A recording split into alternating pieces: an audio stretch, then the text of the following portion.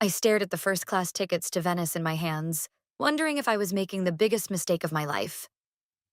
My mother's voice echoed through my apartment, complaining about the coffee I'd just served her. Teresa, darling, you know I can't drink this generic brand. I thought with your fancy job you could at least afford decent coffee. That's me. Teresa, 32, successful marketing executive and still desperately trying to please my impossible mother. I tucked the tickets into my blazer pocket and took a deep breath. Mom, I have something for you, I said, walking back to the living room where she sat perched on my cream sofa like it might bite her. If it's more coffee, I'll pass. She wrinkled her nose, pushing the full cup away. Actually, it's something better. I pulled out the tickets and held them up. Happy early birthday. Her eyes widened, perfectly manicured fingers snatching the tickets from my hand. Venice? First class? For once, she was speechless. You always talked about wanting to go, remember? When I was little, you'd show me pictures in those travel magazines. That was before your father left us for that waitress, she said sharply. Before I had to work 2 jobs to support you. I bit back a retort. She'd been playing the martyr card for 20 years, conveniently forgetting the child support checks and alimony that had paid for her shopping sprees. Well, now you can finally go, I said, forcing brightness into my voice. We can go together. 2 weeks in Venice, staying at the Belmond Hotel Cipriani. Everything's arranged. She examined the tickets closely, her expression unreadable. This must have cost a fortune. I've been saving. I thought it would be nice for us to spend some time together. She set the tickets down carefully. When do we leave? Next week. I've already cleared it with work and... Next week? She stood up abruptly. That's too soon. I need time to prepare, to shop. You can't expect me to just drop everything. Mom, please, I checked your schedule with Linda at the salon. You don't have any appointments that can't be rescheduled. She narrowed her eyes. You went behind my back? I wanted it to be a surprise. I felt that familiar knot forming in my stomach, the one that always appeared when she started finding problems with my efforts. My phone buzzed. A text from Isabella. Did you tell her yet? How'd she take it? I ignored it for now. Isabella had warned me this might not go as planned, but I'd insisted on trying. After all, everyone deserves a second chance, right? Well, my mother said finally, picking up the tickets again. I suppose I could make it work, but I'll need new luggage and clothes. You can't expect me to show up at a 5-star hotel looking like a tourist. I've thought of that too. I reached for my purse and pulled out a gift card. For that boutique you like on Fifth Avenue. Her eyes lit up, the first genuine smile I'd seen all morning. She took the gift card, running her finger along its edge. You really did think of everything, didn't you? I want this to be special, Mom. A fresh start for us. She stood up, gathering her designer handbag. Well, I better get shopping then. These things take time to plan properly. As I walked her to the door, she surprised me with a quick hug. You're a good daughter, Teresa. Sometimes I forget that. The words hit me like a punch to the gut. Praise and guilt all wrapped up in one neat package. Classic Mom. After she left, I finally replied to Isabella's text. She said yes. Meeting tomorrow for lunch? Isabella's response was immediate. Absolutely. Need to discuss contingency plans. I smiled, thinking of the precautions I'd already taken. The separate copies of all important documents safely stored with Isabella, the emergency funds set aside, the hotel manager already briefed. Just in case. Because while I wanted to believe this trip would heal our relationship, 20 years of disappointment had taught me to hope for the best but prepare for the worst. Looking at my mother's untouched coffee cup, I remembered something she used to say when I was little. Trust is earned, not given. Well, Mom, I thought, picking up the cup. I guess we'll both find out if you've earned it. I dumped the coffee in the sink, watching the dark liquid swirl down the drain. 1 week until Venice. 1 week until either everything changed for the better, or I learned once and for all that some relationships couldn't be fixed, no matter how much money or effort you threw at them. Either way, at least I'd know.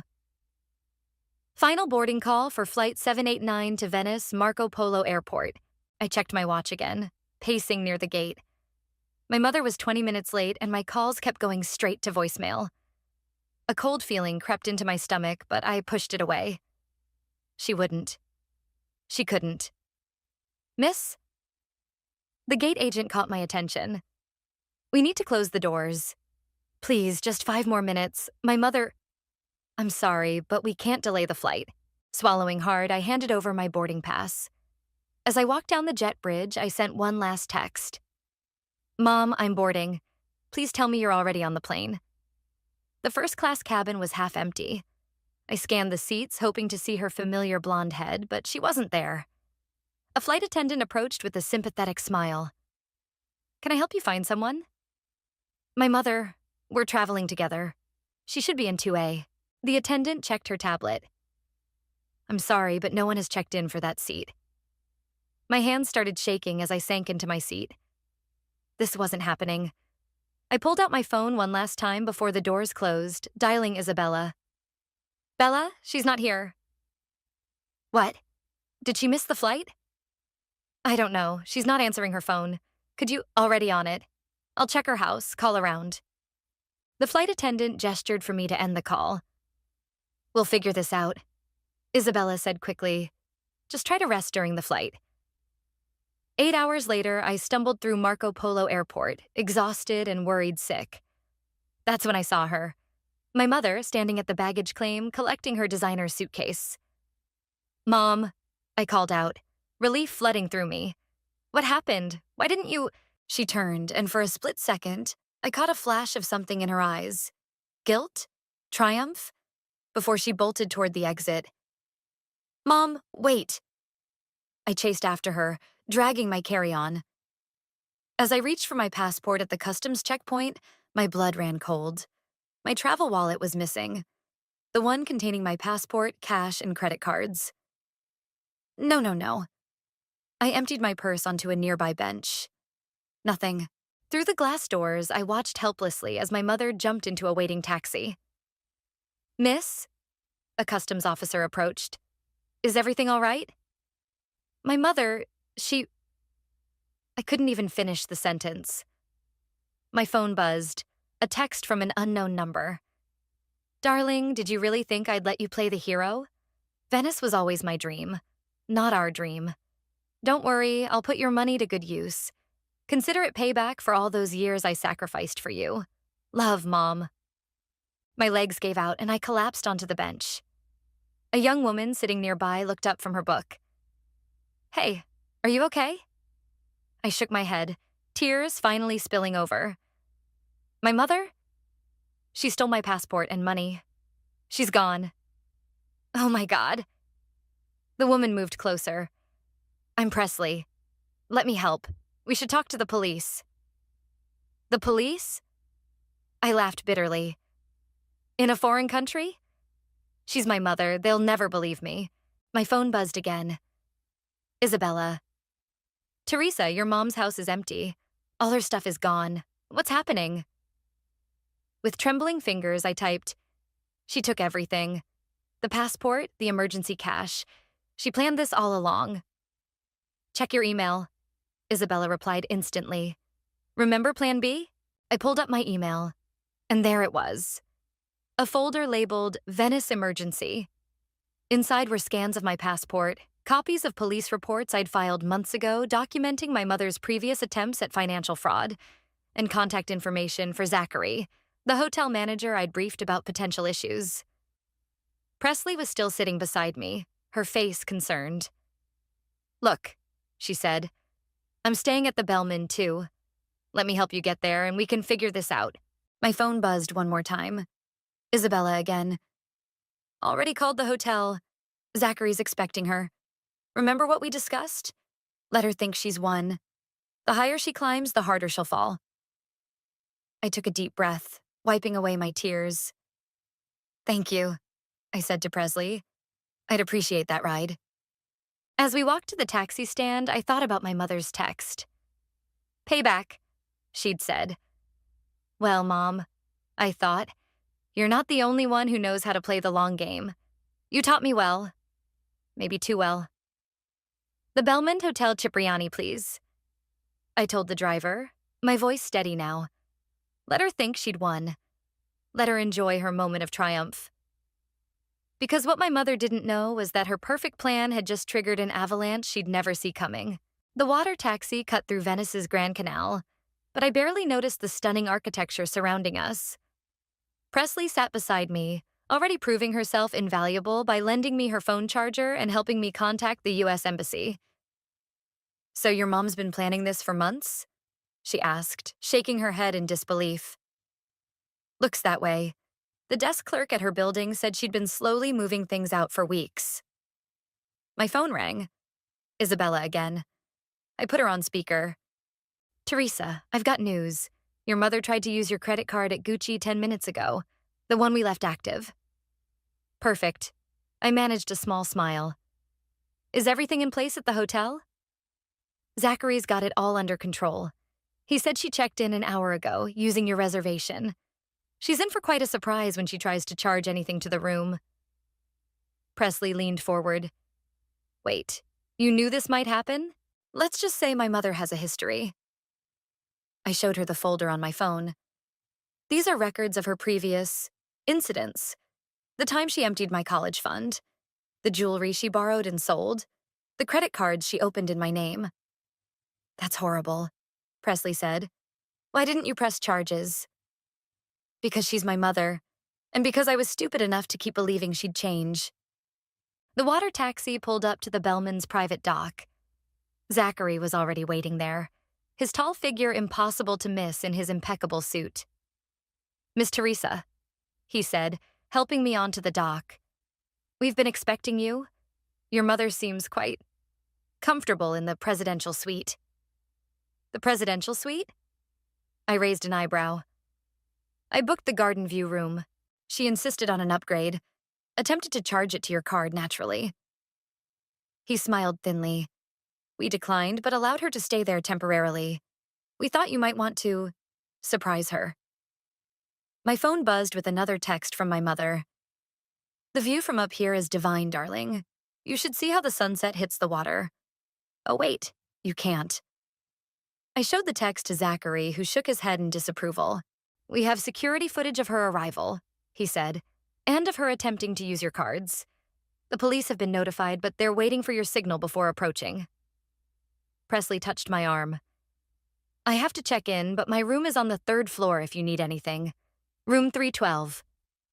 Thank you, I said sincerely, for everything. After she left, Zachary led me to his office. Isabella's face appeared on his computer screen via video call. Okay, Isabella said. Time to review the plan. Teresa, are you sure about this? We can still call the police right now. I thought about all the years of manipulation, the countless times I'd forgiven her, the way she'd smiled when I gave her those tickets. No, she needs to learn. Really learn this time. All right, then. Isabella pulled up a document. The hotel's security cameras are all active. We've got copies of her fraudulent charges. The embassy's sending over temporary documents. And I've contacted some interesting people from her past who are very eager to share their stories. Zachary handed me a room key. You'll be in the executive suite, 1 floor below her. We've disabled her room keys. She'll need to come to the front desk to get back in if she leaves. Perfect. I checked my watch. She'll be heading to dinner soon. She never misses a chance to be seen in a fancy restaurant. The Oro restaurant is fully booked, Zachary confirmed.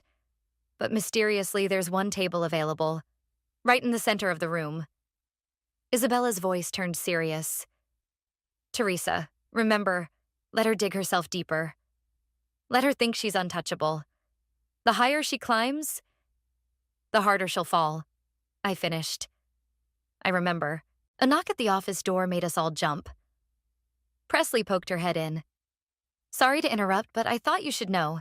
Your mother's heading to the restaurant, and she's wearing what looks like a very expensive new dress. I stood up, smoothing my travel-wrinkled clothes. Time to get ready, then. Your luggage has been delivered to your room, Zachary said, including the dress Isabella had sent over. I looked at my best friend's face on the screen. You thought of everything, didn't you? That's what best friends are for. She grinned. Now go get changed. Your mother wants to make a scene? Let's give her one she'll never forget. As I headed to my room, I felt strangely calm. Maybe because for the first time in my life, I wasn't trying to win my mother's approval. I wasn't trying to fix her or change her or understand her. I was simply going to show her exactly what it felt like to be on the receiving end of betrayal. And thanks to my friends, old and new, I wouldn't have to do it alone. The Oro restaurant glittered with candlelight and wealth. I stood in the entrance, wearing the sleek black dress Isabella had chosen, watching my mother hold court at the center table. She'd already gathered an audience, two older couples hanging on her every word. And then I said to my daughter, she was saying, gesturing with her wine glass, "Darling, you work too hard. Let me handle the travel arrangements." I moved closer, silent in my heels. The poor dear is so consumed with her career, she barely has time for family, she continued, dabbing at her eyes with a napkin. That's why I insisted on taking this trip. Someone has to show her how to enjoy life. How generous of you, I said loudly, making her jump. Please, Mom, tell them more about how you're spending my money. The color drained from her face. Teresa, I thought you couldn't make it. Clearly. I turned to her new friends. Did she tell you how she got here? About stealing my passport and credit cards? The couples exchanged uncomfortable glances. Teresa, darling, you're making a scene. My mother hissed, her smile strained. Perhaps we should discuss this privately. Why? You didn't seem concerned about privacy when you left me stranded at the airport. Zachary appeared at my side. Is everything all right here? My mother's face brightened. Yes. I was just about to order another bottle of wine. The 82 Bordeaux, I think. I'm afraid that won't be possible, madam. Your credit cards have been declined and the room charges have been suspended. There must be some mistake. She reached for her purse, my travel wallet, but I was faster. Looking for this? I held up a second wallet, identical to the one she'd stolen. Amazing what you can do with a color printer and some basic crafting skills. Her eyes widened as she opened her stolen wallet, finding only carefully crafted replicas of my cards and documents. The real ones are safe with Isabella, I said, along with evidence of every fraudulent charge you've tried to make today. The other diners were openly staring now. My mother stood abruptly, her chair scraping against the floor. How dare you embarrass me like this, after everything I've done for you? You mean like emptying my college fund? Or maxing out the credit cards you opened in my name when I was 18? I paid those back. With money you stole from your sister. Yes, Aunt Sarah told me everything. She grabbed her purse. I don't have to listen to this. I'm going to my room. Your room? Zachary stepped forward. I believe you mean the presidential suite that you attempted to charge to a fraudulent credit card? I'm afraid we'll need you to vacate immediately. You can't do this to me. She looked around wildly, but her dinner companions were suddenly very interested in their meals. Security is waiting to escort you out, Zachary said calmly. Unless you'd prefer we call the police? My mother's face contorted with rage. You ungrateful little... Careful, Mom. I nodded toward the security cameras. Everything's being recorded. She straightened her spine, trying to salvage her dignity. Fine, I'll leave. But don't think this is over. Oh, it's not, I agreed. We're just getting started. By the way, how many of your new friends here know about the Williams family? She froze. You wouldn't. Tomorrow's another day, Mom. And I learned from the best how to destroy someone's reputation. 2 security guards appeared at the restaurant entrance. My mother marched past them, head held high, but I caught the tremor in her hands. Your mother's belongings have been removed from the suite, Zachary murmured. We've arranged a room for her at a more suitable hotel across town. Perfect. I sat down at her abandoned table, picking up her half-empty wine glass. And the other arrangements? All in place for tomorrow's gala. Several guests are particularly interested in meeting your mother. I smiled, taking a sip of wine. Excellent. My phone buzzed.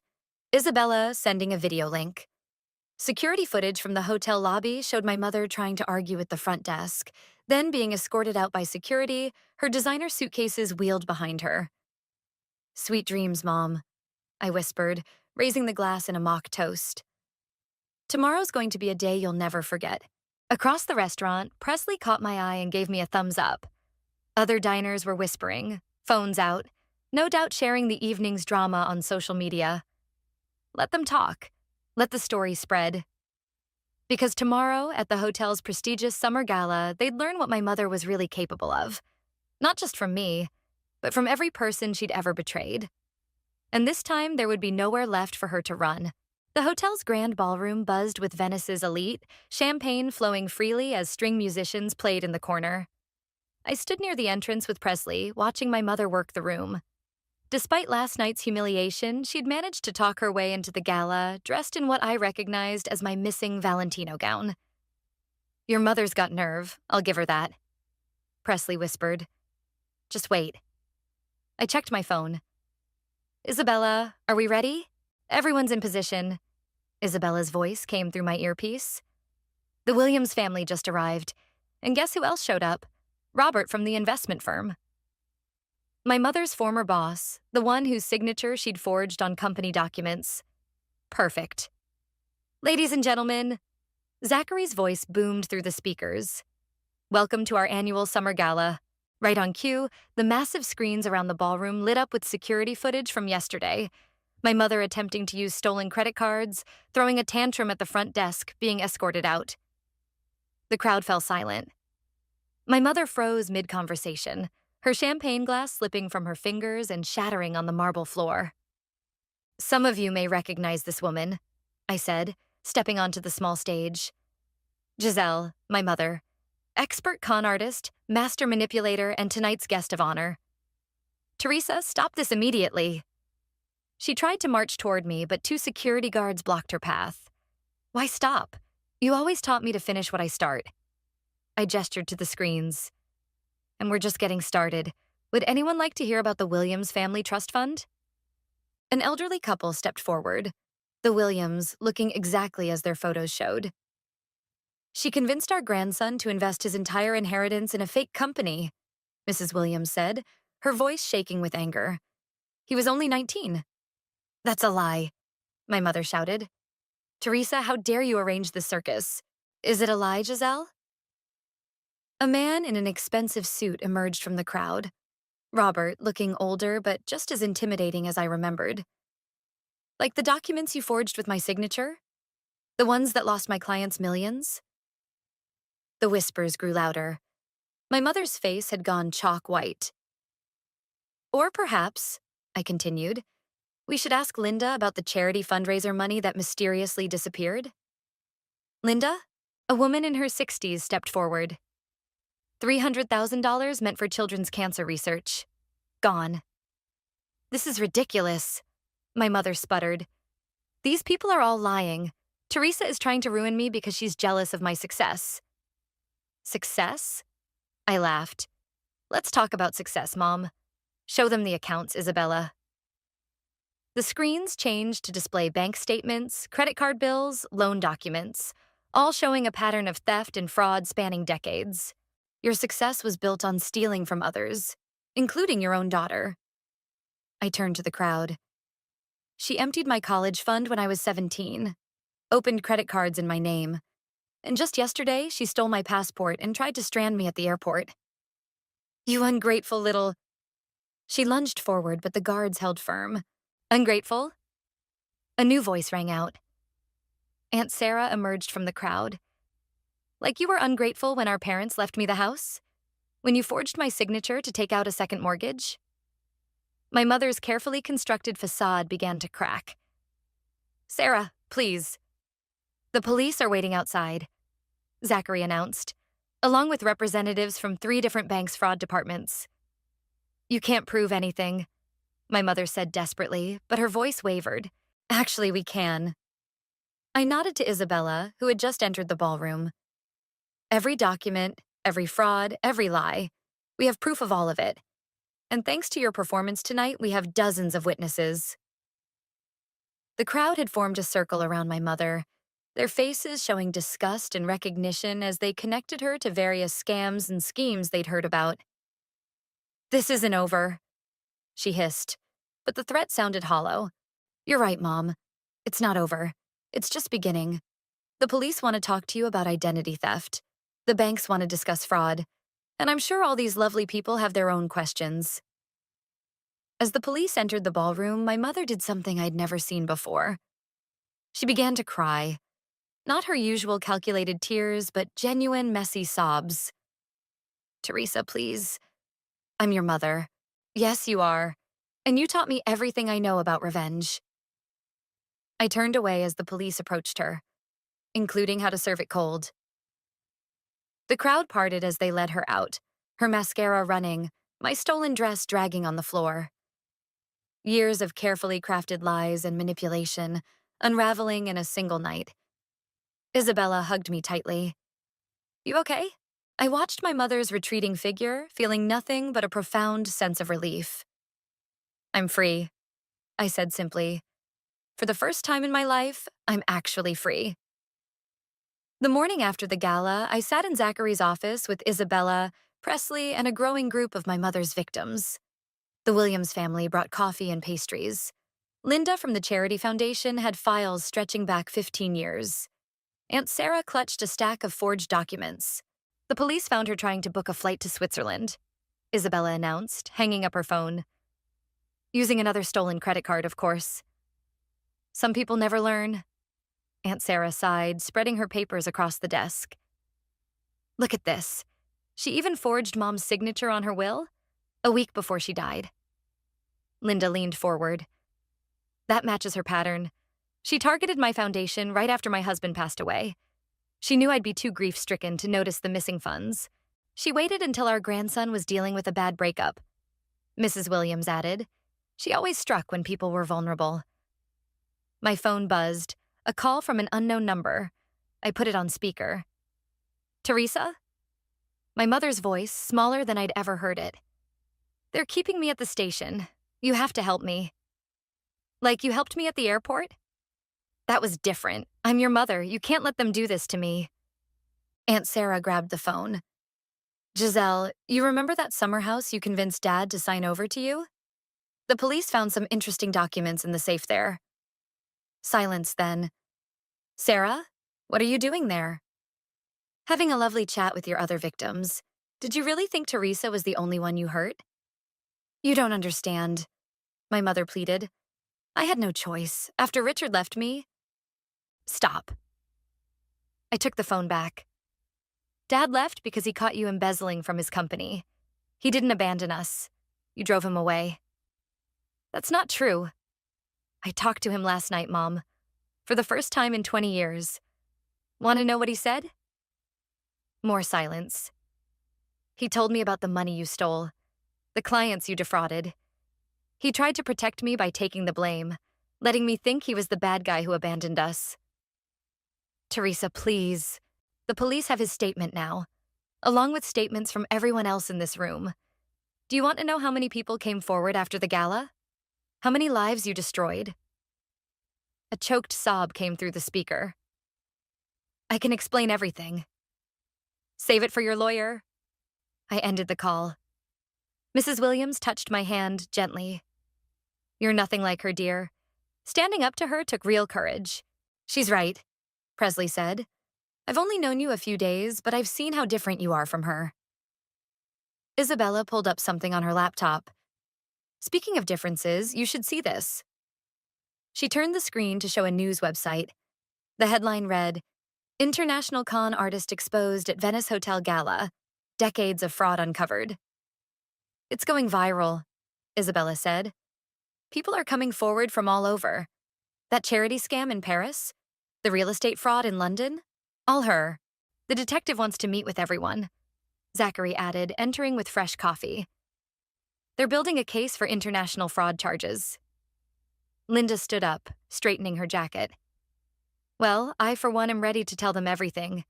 20 years of silence is enough." One by one, they left for the police station, each carrying their pieces of my mother's elaborate web of lies. Finally, only Isabella, Presley, and I remained. What happens now? Presley asked. I walked to the window, watching boats cruise down the canal. Now we make sure she can't hurt anyone else. The banks are freezing all her accounts, Isabella reported, and they're investigating everyone she worked with. Your dad's helping track down her overseas assets. My phone buzzed again, another unknown number. This time, a text. Your father was weak. You're weak too. You think this is over? I raised you, Teresa. I made you who you are. You'll never be free of me. I showed the message to Isabella, who immediately started typing on her laptop. Got it. Sending this to the detective now. She's not supposed to contact you. She's scared, Presley observed. That's why she's lashing out. Good. I deleted the message. She should be scared, because tomorrow every single person in this room is meeting with the prosecutor, and we all have stories to tell. Isabella closed her laptop with a satisfied smile. Want to know the best part? That Valentino dress she wore to the gala? The security cameras caught her stealing it from your room. That's another charge to add to the list. For the first time since this all began, I laughed. Really laughed. Because my mother was right about one thing. She did make me who I am. She taught me to be smart, to be careful, to always have a backup plan. She just never expected me to use those lessons against her. The courthouse in Venice was smaller than I expected. I sat in the front row watching my mother in her prison-issued clothes, a far cry from her stolen designer wardrobe. The preliminary hearing had drawn a crowd, including every person she'd wronged who could make it to Italy. The prosecution calls Teresa to the stand, the prosecutor announced in Italian, with the court translator echoing in English. As I walked to the witness stand, my mother caught my eye. You don't have to do this, darling, she said softly. Family protects family. Is that what you were doing when you left me stranded at the airport? Her lawyer shushed her as I took my seat. Please state your relationship to the defendant, the prosecutor began. She's my mother, though I use that term loosely now. Can you describe the events that led to her arrest? I recounted everything, the stolen passport, the credit cards, the elaborate setup at the hotel. With each detail, my mother's face grew darker. And this wasn't the first incident, was it? The prosecutor prompted. No, when I was 17, Objection. My mother suddenly stood up. I demand to speak to my daughter alone. The judge banged his gavel. Sit down, Mrs. O'Connor. You don't understand, she pleaded. She's confused. I was protecting her inheritance. By stealing it? I shot back. By opening credit cards in my name? Everything I did was for you. The judge banged his gavel again. One more outburst and you'll be removed from the court. Isabella squeezed my hand as I continued testifying. I detailed every scheme, every manipulation, every betrayal. The college fund, the forged documents, the stolen identities. And what about your father? The prosecutor asked. He's provided a written statement, I said, explaining how she embezzled from his company and framed him for it. My mother's composure finally cracked. Richard was weak. He would have lost everything if I hadn't taken control. Remove the defendant, the judge ordered. As security approached, my mother turned to the courtroom. You're all weak. None of you understand what it takes to succeed in this world. We understand right from wrong, Aunt Sarah called out. Something you never learned. They led my mother away, but not before she got in one last shot. I made you strong, Teresa. Everything you are is because of me. The judge called a recess. In the hallway, Isabella hugged me tight while Presley kept the reporters at bay. You did great, Isabella said, and wait until she finds out about tomorrow's witnesses. How many are testifying? Presley asked. 23 so far, a familiar voice answered. I turned to see my father walking toward us, looking older but still familiar. Dad. I hadn't seen him in person since the phone call. He wrapped me in a hug that felt 20 years overdue. I'm so sorry, he whispered. I should have fought harder for you. You're here now. I said, wiping away tears. That's what matters. The prosecutor approached with new papers. We've found 3 more victims willing to testify, and evidence of fraud in 6 countries. She'll never get out, will she? I asked. Not for a very long time. Back in the courtroom, my mother sat subdued, finally seeming to grasp the gravity of her situation. Her lawyer looked overwhelmed by the mounting evidence. The prosecution calls Richard to the stand, the translator announced. My father squared his shoulders and walked forward. My mother's head snapped up. Richard, please. She tried one last time. Think about our family. I am, he said firmly. That's why I'm here. As he began to testify about the company fraud, I watched my mother's face. For the first time in my life, I saw real fear there. Not manipulation, not calculated tears, but genuine terror as her carefully constructed world crumbled. Would you like to make a statement? The judge asked her when my father finished. She stood slowly, looking around the courtroom at all the faces of those she'd betrayed. Her voice, when it came, was barely audible. I don't know how to be any other way. That's not an excuse, I said clearly. That's why you're here. The judge nodded. We'll resume tomorrow with additional witnesses. As they led my mother back to her cell, she looked over her shoulder at me one last time. I saw something I'd never seen before in her eyes. Recognition. Not of me as her daughter, her victim, or her downfall, but of herself, reflected back in all her broken pieces. The woman who thought she could control everything was finally, completely powerless. And I was finally, completely free. The verdict came down like a thunderclap. 20 years in prison, no possibility of parole for at least 15. Multiple counts of fraud, identity theft, embezzlement, and grand larceny across 6 countries. As the judge read out the sentence, my mother sat perfectly still, her face a blank mask. Do you have any final words for the court? The judge asked. She stood slowly, turning not to the judge but to me. I thought I was teaching you to survive, to be strong. I didn't realize I was teaching you how to destroy me. You destroyed yourself, Mom. I just showed everyone the truth. The bailiff stepped forward to lead her away, but she resisted for a moment. Will you visit me? No. One word. Simple, final, free. They let her out, and the courtroom erupted in quiet conversation. Isabella squeezed my hand while Presley hugged me from the other side. My father stood nearby, talking with Aunt Sarah. Miss Teresa? Zachary appeared at my elbow. There's something you should see. He led our group to the courthouse steps where dozens of people waited. More victims, more stories, more lives touched by my mother's web of deceit. They all came forward after the news broke. Isabella explained. Some traveled from as far as Australia. A young woman approached me, tears in her eyes.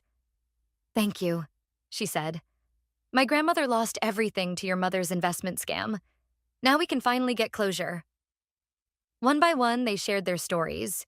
Each one felt like a weight lifting, a chain breaking, a wound healing. What happens now? Presley asked as we walked back to the hotel. Now? I looked at the sunset over Venice's canals, the view my mother had tried to steal. Now we heal. All of us. In the hotel lobby, Zachary handed me a letter. This arrived for you. The return address was the women's prison. I almost threw it away, but something made me open it. My dearest Teresa, it began. By the time you read this, I'll have been sentenced. I won't ask for forgiveness. We both know I don't deserve it. But I want you to know that in the end, you proved me wrong. I thought love was weakness. You proved it was strength. You gathered an army of broken people and made them whole again. You turned my victims into warriors. You are everything I never could be. Strong without being cruel. Powerful without being destructive. I'm not sorry for what I did. I don't know how to be. But I am proud of what you've become, even if it meant becoming my downfall. Maybe that's the only good thing I ever did. Creating the person who would finally stop me. Goodbye, my darling daughter. Make a better life than I did. Love, Mom. I handed the letter to Isabella, who read it and passed it around. Do you believe her? My father asked gently. It doesn't matter, I replied. Her words don't have power over me anymore. The hotel restaurant had prepared a special dinner for our group, all the people who'd helped bring my mother to justice. As we sat down, Isabella raised her glass. To Teresa, who turned a nightmare into a revolution. To justice, Aunt Sarah added. To freedom, my father said. I looked around the table at these faces, some new friends, some old family, all united by a shared journey toward healing. My phone buzzed with messages from other victims around the world, sharing their stories of recovery and renewal. To all of us, I said, raising my glass, for choosing truth over fear. Later that night, I stood on my hotel balcony, watching the lights of Venice twinkle across the water. Presley joined me, 2 cups of coffee in hand. So what's next for you? She asked. Isabella and I are starting a support network for fraud victims, I said. And Dad's helping set up a legal fund for people who can't afford to fight back. Turning pain into purpose, she nodded. That's real strength. My phone buzzed one last time. A news alert. My mother's face stared back from the screen, but it didn't affect me anymore. She looked small now, diminished, just another criminal in prison clothes. I deleted the alert without reading it. You know what the best revenge is? I asked Presley. Living well, being happy, helping others. Your mother never understood that kind of power. No, I agreed. She never did. The night air was warm and sweet with possibility. Somewhere in the distance, church bells rang, their sound carrying across the water like a reminder that even the darkest stories can end in light. I didn't need my mother's approval anymore. I didn't need her love or her lessons or her twisted version of strength. I had something better. Truth, justice, and a family of choice who showed me what real love looks like. That was worth more than all the stolen fortunes in the world.